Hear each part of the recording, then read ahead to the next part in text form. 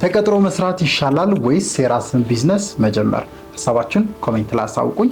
በአንድ ወቅት ቻይናዊ ቢሊዮነር ጃክ ማ አንድ የሚገርም ኮት ተናግሮ ነበር።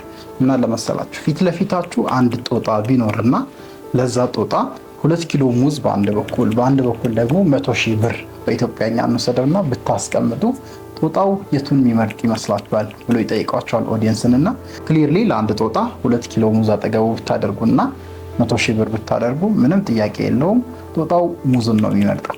ለምን? ጠይቁስ የራሳችሁን ይህን ጥያቄ። ሰው ለእናንተም እንደዛ አይነት ምርጫ ነው የሰጣችሁ። ተቀጥሮ መስራት ወይስ የራስን ቢዝነስ ለምንም ብሎ መጀመር። ጃክ ማ እንደሚያስቀምጠው እንግዲህ ጦጣው በማንኛውም ሁኔታ ሙዝን ነው የሚመርጠው። ምክንያቱም ያ ጦጣ 100,000 ብሩን ወስዶ አይደለም 2 ኪሎ ሙዝ ማሳ ሙሉ ሙዝ መግዛት እንደሚችል ኮንሺየስነሱ ወይም አዌርነሱ፣ እውቀቱ፣ ኢንፎርሜሽኑ፣ ሜንታሊቲው፣ ማይንድ ሴቱ ብለን እንግለጸው የለውም ምና ብሎ ያስቀምጣል። ሰው አብዛኞቻችን በህይወት እንዲህ አይነት ውሳኔዎችን እንወስናለን። እጅግ በጣም የሚጠቅመን ነገር በአንድ በኩል ኑሯችንን የሚያሳምር፣ ህይወታችንን፣ ገቢያችንን፣ ፋይናንሻሊ ሪሌሽንሺፓችንን የሚያስተካክል ነገር እና ማይጠቅም እርባና ቢስ ተራ የሆነ ነገር ከጎን ግን የሚያምር ቢቀመጥ አብዛኞቻችን የምንመርጠው ማይጠቅመውን ጊዜያዊ ደስታ የሚሰጠንን ነገር ነው። በተለያዩ አጋጣሚዎች ይህን በህይወታችሁ ቴስት አድርጋችሁ ሊሆን ይችላል። ሰው እኔም እንደ ምሳሌ ያነሳሁት ብዙዎቻችን ባለን ፕሮግራሚንግ፣ ባለን አስተሳሰብ፣ ባለን ማይንድ ሴት አእምሯችን ከልጅነታችን ጀምሮ ፕሮግራም እየተደረገ እንዲህ ነው ማሰብ ያለብህ፣ በዚህ በኩል ነው መሄድ ያለብህ፣ በህይወት እውነት ይሄ ነው፣ እንደዚህ ማሰብ የለብን እየተባልን የመጣናቸው ነገሮች አሉ። እነዛ ነገሮች ትክክለኛ ውሳኔን እንዳንወስን በህይወታችን ያደርጉናል። ስለዚህ ጦጣውም ላይ የምናየው እንደዚህ አይነት እይታ ነው። በጦጣው ምሳሌ የተነሳ ነው ያው ቅጥር ስራ ወይም ተቀጥሮ አንድ ድርጅት ላይ አንድ ካምፓኒ ላይ መስራት ቨርሰስ የራሳችንን ቢዝነስ መጀመር የትኛው ያዋጣል ብትሉት ወይም የትኛው ነው አሪፍ ብትሉት አብዛኛው ሰው ማይንድ ሴቱ እንደ ጦጣው ከሆነ ተቀጥሮ መስራትን ነው የሚመርጠው። ምክንያቱም ፕሮግራሚንግ በህይወት በነገራችን ላይ እያንዳንዱ በህይወት የምናገኘው ሪዛልት ውጤት የፕሮግራሚንጋችን የፕሮግራማችንና የማይንድ ሴታችን ውጤት ነው። እኔም ያን ፎከስ በማድረግ ነው እንደ ሀገር የምናየው የተበለሻሹ ነገሮችን ለማስተካከል ሊቅነት ማይንድ ሴት የሚል ፕሮግራም ቀርጬ እየሰራው እንደ ፕሮጀክት ያለውትና ማይንድ ካልተስተካከለ በህይወት ሁሉ የተሳሳተ ውሳኔ ነው የምንወስነው። ስለዚህ ወደ ቅጥሩና ወደ ቢዝነሱ ስንመጣ አብዛኛው ኢትዮጵያዊ እንደምታውቁት በኤዱኬሽናል ፕሮግራም ስፔሻሊ ትራዲሽናል በምንለው ኬጂ ተገብቶ 1 2 እየተባለ 12 ዩኒቨርሲቲ በዛ ውስጥ ነው የምናልፈው። እኔም የዛ ውጤት ነኝ። የዛ ትምህርት ቤት ወይም ኤዱኬሽናል ፕሮግራሚንግ አእምሯችሁን ሲሰጠን እንግዲህ አብዛኛው የሚሰጠን ተምረን ከጨረስን በኋላ የሆነ ቦታ ተቀጥረን መንዝሊ የሆነ ፔይመንት ወይም ደሞዝ እየተከፈለን እዛ ቦታ ላይ መስራትን ነው የምናስበው እንጂ በራሳችን የራሳችን ቢዝነስ ቢልድ አድርገን ማደግን አንመርጥም። ይሄም የሮንግ ፕሮግራሚንግ ውጤት ነው ብዬ አስባለሁ። እኔ አሁን ላይ ራሱ አብሮ የሚሰሩ ልጆች አሉና ተቀጥረው ሳይሆን እኔ ጋር እየሰሩ በፓርትነርሺፕ ከፍላቸዋለሁ እንደ ቢዝነስ ኦነር ሆነው እንዲሰሩ ማለት። ስለዚህ በቤታችን ነፃነትን የምንፈልግ፣ ፋይናንሻሊ ፍሪደምን የምንፈልግ፣ የተሻለ ህይወትን የምንፈልግ ከሆነ ገንዘብ ምን ያህል አስፈላጊ እንደሆነ አልነግራችሁ። የገንዘብን አስፈላጊነት፣ የፋይናንስን አስፈላጊነት የተረዳ ሰው ደግሞ ተቀጥሮ ከመስራት ይልቅ ሁለተኛውን አማራጭ ይመርጣል።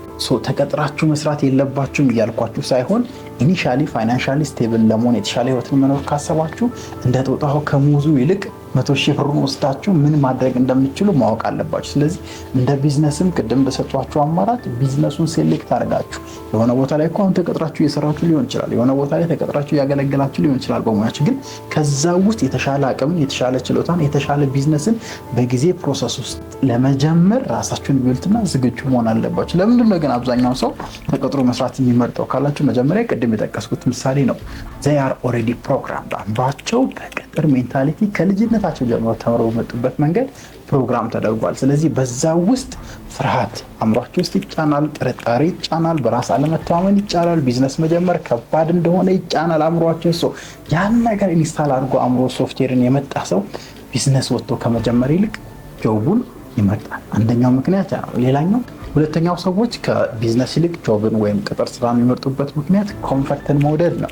በነገራችን ላይ በጣም ማወቅ ያለባችሁ ህይወታችሁ ራሳችሁን ዴቨሎፕ ማድረግ ከፈለጋችሁ እና አሪፍ ቦታ መድረስ ከፈለጋችሁ ኮምፈርት ጠላታችሁ ነው ወይም ምቾት በሌላ አገላለጽ ኮምፈርት ዞን ውስጥ ሪስክ ባለመውሰድ ውስጥ ተረጋግቶ በመኖር ውስጥ ምናምን ትፈልጉት ህይወት አይመጣም። ትፈልጉት ህይወት የሚመጣው ጨክኖ አንድ ነገር በመወሰን ውስጥ የሆነ የተሻለ ቦታ ለመሄድ የሆነ በድፍረት አንድ ነገር በማድረግ ውስጥ ያን ደግሞ የምታደርገው ቢዝነስን ስትመርጡ ነው። ስለዚህ ብዙ ጊዜ ሰዎች ኮምፈርትን ስለሚወዱ ወይም ሪስክ አለመውሰድ ተመቻችቶ ተደላድሎ የሆነ ቦታ መኖርን ስለሚመርጡ ጆብን ይመርጣል። which is wrong at the end of the day እናንተ ህይወታችሁ የተሻለ እንዲሆን እንደተስተካከለ እንዲሆን ህይወታችሁ የተስተካከለ እንዲሆን የሚያግዛችሁ more of the time ቢዝነስን ቾዝ ማድረግ ነው መምረጥ ነው። ቢዝነስን ለምንድን ነው መምረጥ ያለባቸው? ቢዝነስን ደግሞ መምረጥ ያለባቸው ምክንያቶች ላሳያችሁ። እኔ ለምሳሌ ተቀጥሬ ስሰራ በነበረበት ጊዜ ትምህርት ቤት ውስጥ ነው የምሰራው። ፉሊ ኢንጌጅድ ሆኜ ነው የምሰራው። ወደው ነበር ስራዬን ምናምን አይ ነው ግን ፍሪደም አልነበረኝም። ስፔሻሊ ታይም ፍሪደም አልነበረኝም። ፋይናንሻሊ ፍሪደም አልነበረኝም። ስለዚህ የመጀመሪያው ቢዝነስን መምረጥ ያለባችሁ ምክንያት ፍሪደማችሁን ለማግኘት ነው። ፍሪደማችሁን ለማግኘት ስል ፋይናንሻሊ ታይም ፍሪደም ሊሆን ይችላል። ለምሳሌ ከቅጥር አንጻር ለምሳሌ ከፋይናንስ አንጻር ተቀጥሬ ስሰራ የሚከፈለኝ ክፍያና አሁን የራሴን ቢዝነስ ከጀመርኩ በኋላ የሚከፈለኝ ክፍያ በፍጹም አይገናኝም። በታይም ብነግራችሁ ተቀጥሬ ስሰራ የነበረ ታይም ፍሪደም እና አሁን ላይ ያለኝ ታይም ፍሪደም በፍጹም የሚገናኝ ነገር የለውም። ስለዚህ ዋይዝ በመሆን ፕሮግራሚንግን በማወቅና ያን መጥፎ ፕሮግራሚንግ በማስተካከል ከጆቡ ይልቅ ቢዝነስ ነው ፕሮግራሚንግን በማስተካከል ምክንያት ከጆቡ ይልቅ ቢዝነስን መረጥኩ። ስለዚህ ይሄ ታይም ፍሪደምን ፋይናንሻሊ ያለኝን ፍሪደም በስትክክል እንዳስተካከል አድርጓል። ስለዚህ በህይወት የተሻለ ቦታ መድረስ የተሻለ ነገር ማየት ህይወታችሁን አጣጥማችሁ መኖር ከፈለጋችሁ ማይንዳችሁን ፕሮግራሚንጋችሁን ማስተካከል አለባችሁ። ዋና ፎከስ እኔ እሱ ጦጣዋ ያን ሙዝ የመረጠችበት ምክንያት አእምሮ ውስጥ ሁሌ የምታስበው ሙዝ አሪፍ ነገር እንደሆነ ሙዝ ማግኘት እንዳለባት ሙዝ መብላት እንዳለባት ከዛ ባሻገር ስለማታይ ነው። እናንተም እንደማነት እንደሰው ከጆብ ይልቅ ቢዝነስ መምረጥ ያለባችሁ ምክንያት ምንድነው? አሻግራችሁ ማየት መቻል አለባችሁ። ነጋችሁን፣ ፍሪደማችሁን፣ ፋሚሊያችሁን፣ ልጃችሁን ያን ስታስቡ ትክክለኛው መንገድ እንድትሄዱ የሚያግዛችሁ ቢዝነስን ሴሌክት ማድረግ ነው። ስለዚህ